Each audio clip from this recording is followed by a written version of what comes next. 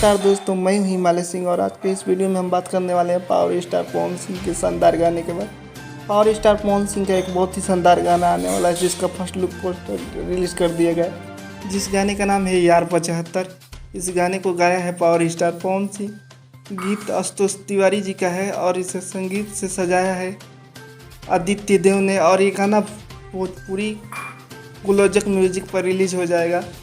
अभी इसका कोई रिलीज डेट और टाइम का कंफर्म नहीं है, लेकिन फर्स्ट लुक पोस्टर रिलीज़ किया गया है और ये गाना भोजपुरी होगा, हिंदी नहीं होगा। पहली बार आदित्य देव और स्टार पवन सिंह की जोड़ी भोजपुरी में गाने में आ रही है और इस गाने का वीडियो भी शूट कर दिया गया है, लेकिन पहले ये गाना ऑडियो में आएगा, उसके बाद वीडियो में आएगा। तो आप लोगों को ये न्यूज़ कैसा लगा कमेंट करके बताइए। और हमारे चैनल पे नए हैं भोजपुरी पब्लिक न्यूज़ को तो सब्सक्राइब करें, घंटी का बटन दबाएं।